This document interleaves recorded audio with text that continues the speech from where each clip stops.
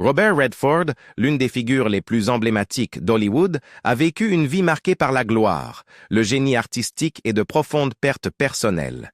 Derrière le charme et les distinctions, il portait des chagrins que peu connaissaient, de la mort de son fils en bas âge, à la douleur de perdre un enfant adulte des décennies plus tard. Pendant des années, le monde a admiré son talent, mais ses peines intimes sont restées largement cachées.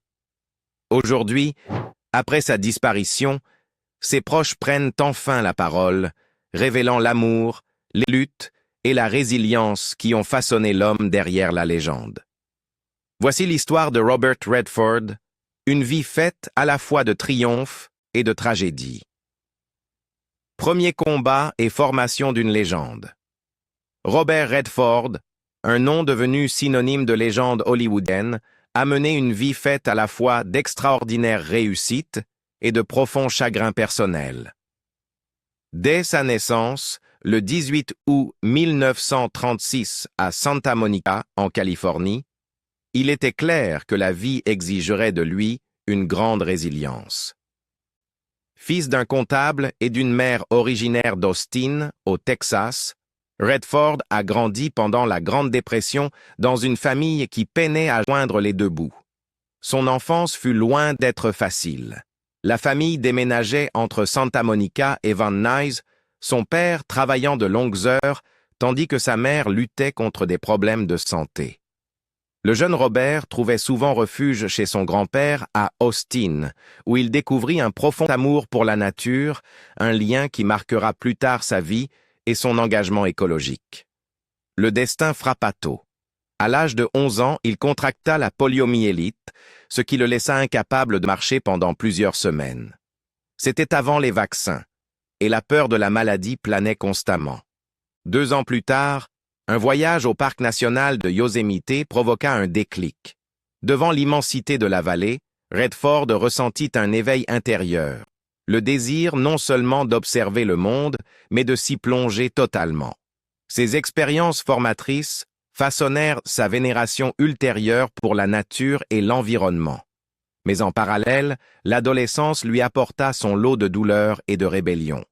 Il rejoignit des bandes de jeunes, fit des courses automobiles dangereuses et commit de petits délits.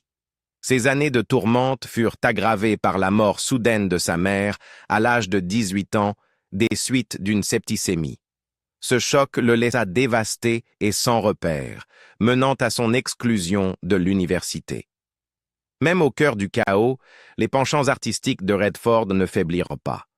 Le dessin et le récit restaient pour lui un refuge face au chagrin et à la confusion. En 1954, il travailla brièvement pour les studios Disney, mais trouva le travail monotone.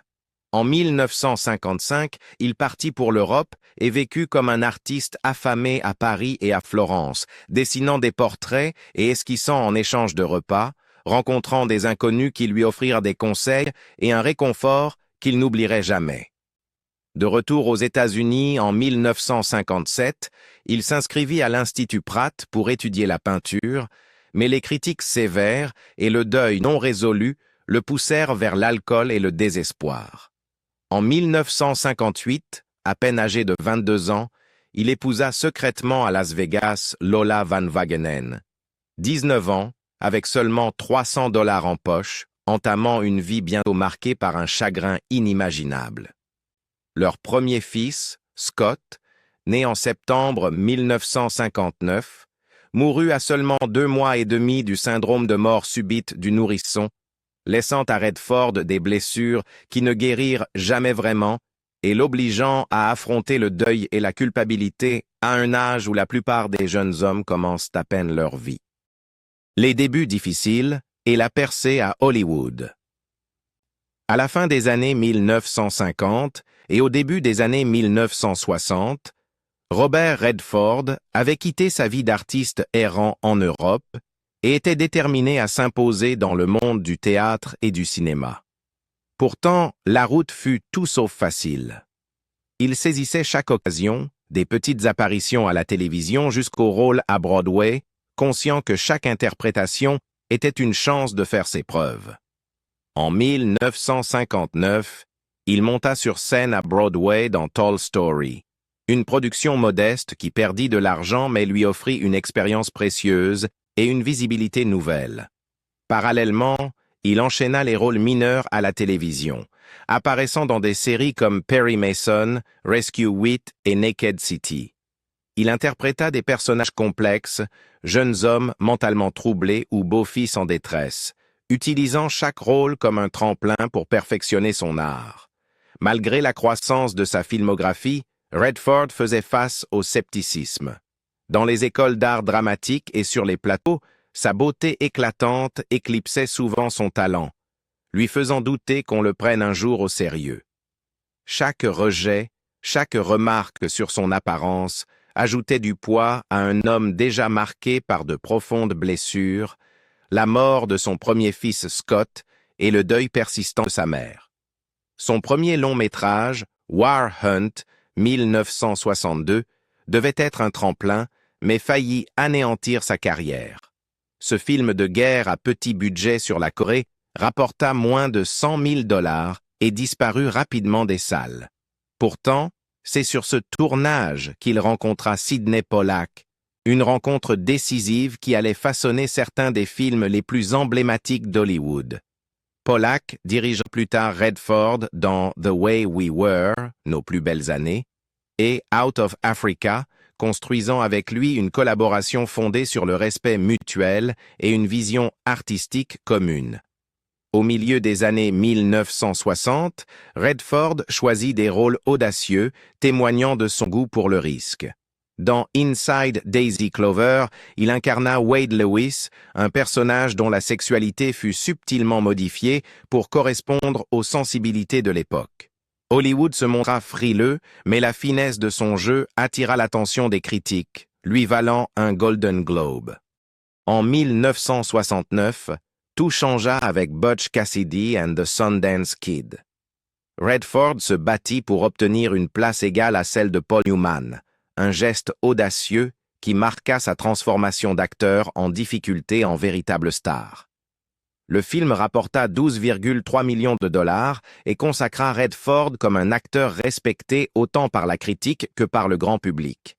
La même année, il acheta 2600 acres de montagne dans l'Utah, comprenant une petite station de ski, une entreprise risquée financièrement mais fidèle à son amour pour la nature et la préservation.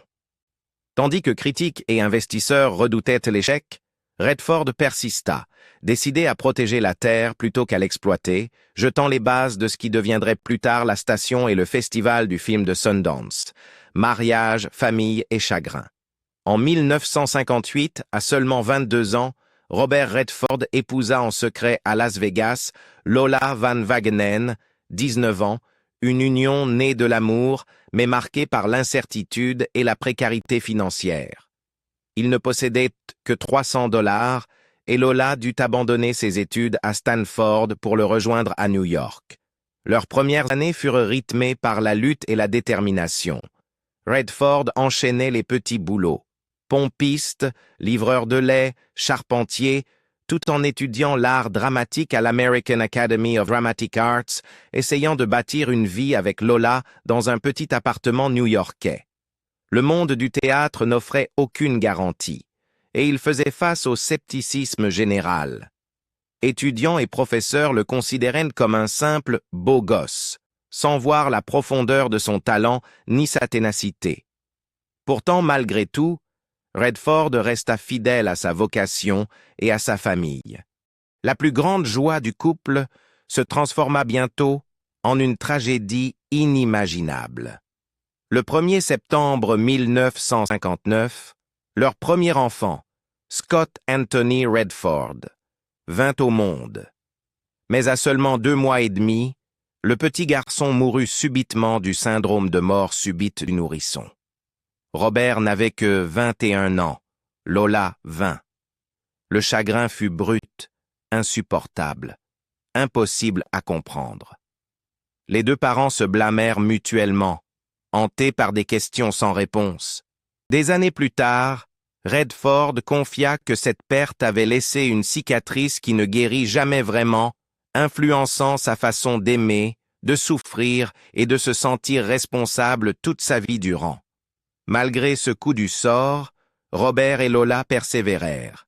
Ils agrandirent leur famille avec 3 autres enfants, Shona Jean Redford en 1960, James Redford en 1962 et Amy Redford en 1970. Chacun hérita d'une part de la créativité de leurs parents. Shona devint peintre, James suivit les traces de son père dans le cinéma et le militantisme environnemental, et Amy s'épanouit comme actrice et réalisatrice. Ses enfants furent à la fois une source de joie et un ancrage pour Robert, le rattachant à sa vie de famille alors que les exigences d'Hollywood l'en éloignaient sans cesse. Les années 1960 et 1970 virent la carrière de Redford s'épanouir. Avec chaque film, de Butch Cassidy and the Sundance Kid à The Sting et All the President's Men, il passait de longues périodes loin des siens, jonglant entre la pression constante de la célébrité et son rôle de père et de mari. De son côté, Lola ne resta pas en retrait. Elle poursuivit ses propres ambitions intellectuelles et militantes, obtenant des diplômes en histoire et se consacrant à la défense de l'environnement, tout en conciliant ses idéaux personnels et ses responsabilités familiales. Mais la distance et les chemins divergents finirent par peser. Au début des années 1980, le mariage commença à se fissurer sous le poids combiné de la notoriété, des obligations professionnelles et des aspirations personnelles.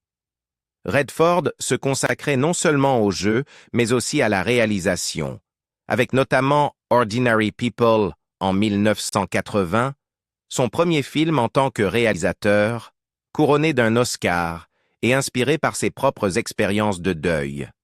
Lola, quant à elle, aspirait à une vie lui permettant de poursuivre ses passions sans compromis. En 1985, après 27 ans de vie commune, ils divorcèrent discrètement. Leur séparation ne fut pas une histoire de rancune, mais le reflet de 2 vies qui avaient évolué dans des directions différentes. Malgré tout, le respect demeura, et tous deux continuèrent à soutenir leurs enfants tout en honorant l'influence profonde qu'ils avaient eue l'un sur l'autre. Relation après le divorce et rencontre avec Sybil Sagars. Après son divorce avec Lola Van Wagenen en 1985, Robert Redford entama une nouvelle phase de sa vie marquée par la célébrité, l'indépendance et le poids des chagrins du passé. N'étant plus mari, il restait un père et une icône d'Hollywood, jonglant entre les pressions professionnelles et les luttes intérieures liées à ses pertes personnelles. Dans les années qui suivirent, Redford fut associé à plusieurs femmes, dont l'actrice brésilienne Sonia Braga et l'assistante costumière Cathy O'Rear. Ces relations laissèrent entrevoir son besoin de compagnie, mais aucune ne parvint à combler le vide laissé par son premier mariage ou par la mort de son fils Scott, puis, des décennies plus tard, de son fils James. Avec Braga, ils partageaient une admiration mutuelle et une complicité artistique, mais leurs chemins divergèrent, et leur relation, bien que passionnée, fut de courte durée. De même, sa relation avec O'Rear, marquée par la stabilité et le réconfort, manquait de la profondeur et de la permanence qu'il recherchait. Ce n'est qu'à la fin des années 1990 que Redford rencontra la femme qui allait véritablement transformer sa vie. Sybil Sagars, une artiste multimédia d'origine allemande, croisa sa route dans sa chère station de Sundance, dans l'Utah. À l'époque, Sagars connaissait peu Redford et encore moins sa filmographie. Leur première rencontre eut lieu lors d'un dîner entre amis, et elle avoua plus tard avoir loué en urgence plusieurs de ses films pour éviter l'embarras, avant de découvrir que Redford n'en parlait jamais. C'est justement cette indifférence à sa célébrité qui le séduisit. Pour la première fois depuis longtemps, il rencontra quelqu'un qui le voyait non pas comme une légende d'Hollywood, mais comme un homme, curieux, réfléchi et passionné. Zagar, né le 9 avril 1957 à Hambourg, en Allemagne, consacrait depuis longtemps sa vie à l'art et à l'activisme environnemental. Ses œuvres, peintures, photographies et performances s'inspiraient de la nature, des cultures autochtones et de la fragilité du monde vivant.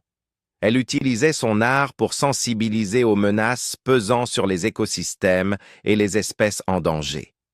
Cette sensibilité rejoignait la passion de Redford pour la conservation et forma la base d'une relation fondée non sur la gloire ou le spectacle, mais sur des valeurs et un idéal commun. Au fil de la décennie suivante, leur lien s'approfondit, nourri par le respect, le soutien mutuel et une vision partagée de la vie et de l'engagement. Redford, déjà militant écologique et fondateur du Festival du film de Sundance, trouva en Zagar une partenaire qui comprenait la rencontre entre art, nature et responsabilité sociale. En juillet 2009, le couple se maria lors d'une cérémonie privée à l'hôtel Louis C. Jacob de Hambourg, en présence d'une trentaine d'invités. Leur vie commune resta discrète, centrée sur la famille, la créativité et des projets partagés. Zagar devint la belle-mère de Shona et d'Amy Redford et s'impliqua activement dans leurs œuvres philanthropiques, notamment The Way of the Rain, qu'elle fonda en 2015 et dont Redford fut vice-président jusqu'à sa mort. Carrière tardive, activisme et perte personnelle. Même dans les dernières décennies de sa vie, Robert Redford resta profondément engagé à la fois dans sa carrière artistique et dans sa défense de l'environnement. Après être passé officiellement derrière la caméra en 1980 avec Ordinary People, un film inspiré par son propre deuil après la perte de son fils Scott, Redford prouva qu'une tragédie personnelle pouvait devenir une œuvre d'art d'une résonance universelle. Le film lui valut l'Oscar du meilleur réalisateur et ouvrit le débat public sur la santé mentale et le deuil familial. Il continua à choisir des projets alliant exigences artistiques et portée morale ou sociale, comme A River Runs Through It, 1992, Ode cinématographique à la nature, ou Quiz Show, 1994, qui dénonçait la corruption de la télévision des années 1950. Son souci du détail et son attachement à l'authenticité témoignaient d'un cinéaste accompli, mais aussi d'un homme façonné par des décennies d'épreuves personnelles. L'engagement écologique de Redford se développa parallèlement à sa carrière cinématographique. Depuis ses voyages initiatiques dans l'Utah durant son enfance, il nourrissait une profonde vénération pour la nature. L'achat, en 1969, de 2600 acres de terre dans cet État posa les fondations de ce qui deviendrait la station de Sundance et le festival du film de Sundance. Il mena un combat incessant contre la sururbanisation, milita pour la préservation de l'environnement et cofonda plusieurs organisations dédiées à la protection de la nature et au cinéma engagé. En 2009, il témoigna devant le Congrès pour alerter sur le changement climatique et, grâce à The Way of the Rain, l'association fondée par son épouse Sibylle Zagars, il promut activement l'éducation environnementale et des performances artistiques célébrant la fragilité de la planète. Leur dévouement commun à la culture et à la nature devint le cœur de leur union, dépassant le cadre du romantisme pour s'ancrer dans une mission partagée. Pourtant, même dans cette période d'accomplissement, la tragédie frappa à nouveau. En octobre 2020, James Redford, son fils cinéaste et militant écologiste cofondateur du Redford Center, mourut à 58 ans d'un cancer des voies biliaires. James avait lutté pendant des décennies contre une maladie du foie, subissant 2 greffes dans les années 1990 et affrontant le cancer en attendant une 3e. Pour Redford, cette perte fut un choc dévastateur, ravivant la douleur de la mort de son premier fils Scott et rouvrant des blessures qu'il croyait apaisées.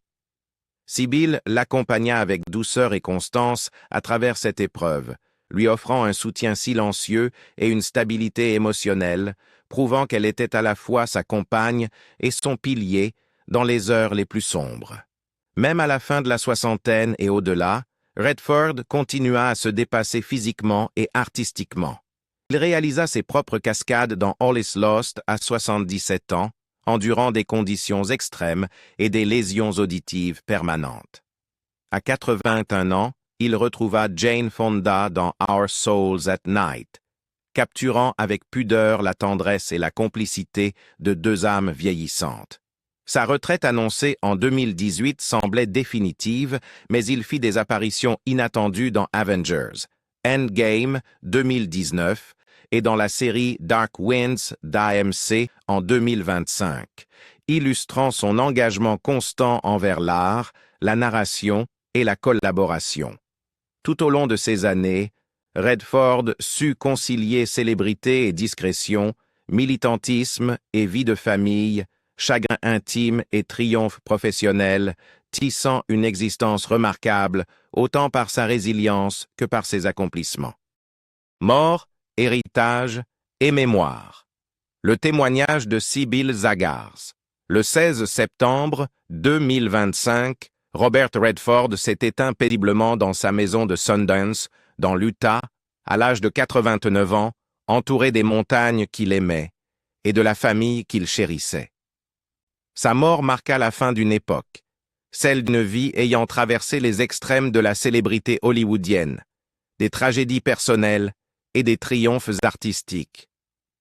Derrière l'image publique de l'acteur, réalisateur et militant adulé, se cachaient des décennies de chagrins intimes, la mort de son fils Scott en 1959, la perte de sa mère à 18 ans, la disparition de son fils James, d'un cancer en 2020, et une vie entière de blessures émotionnelles ayant façonné sa manière d'aimer, de travailler et de vivre.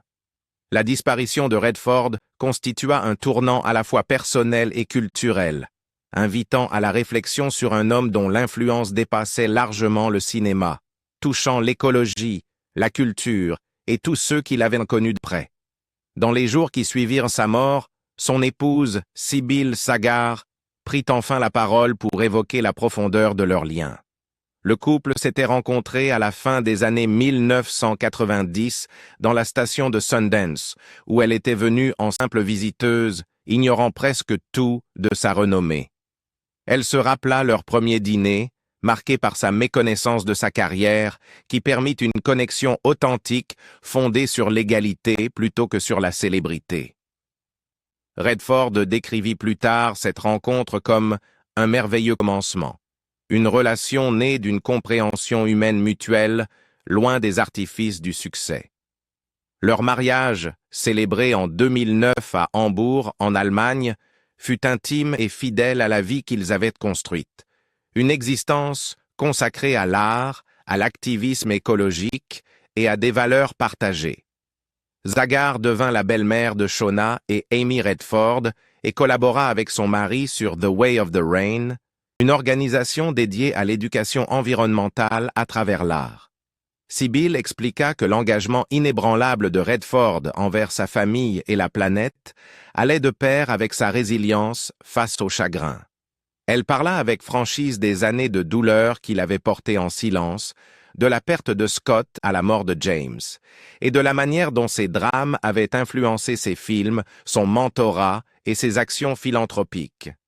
Selon elle, leur relation offrit à Redford une stabilité et une paix qu'il n'avait jamais connues auparavant.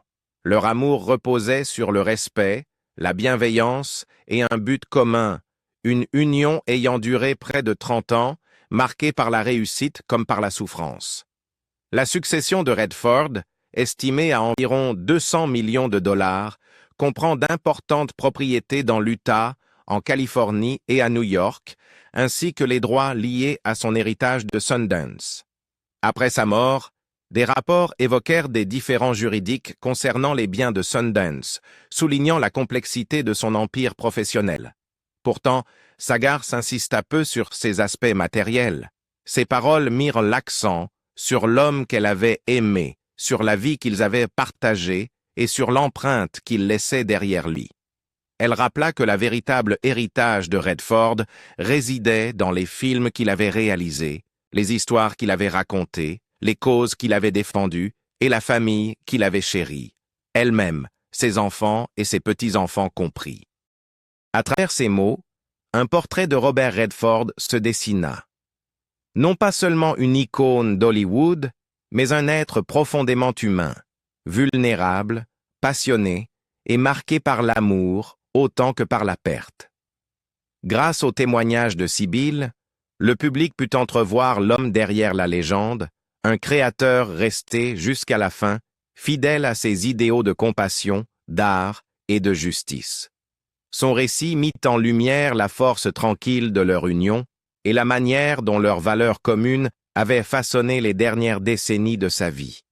Quel fut, selon vous, le moment le plus marquant de la vie exceptionnelle de Robert Redford? Partagez votre avis dans les commentaires. Et si vous souhaitez découvrir d'autres histoires sur les légendes d'Hollywood et les vies cachées derrière l'écran, n'oubliez pas d'aimer, de vous abonner et d'activer les notifications pour ne rien manquer.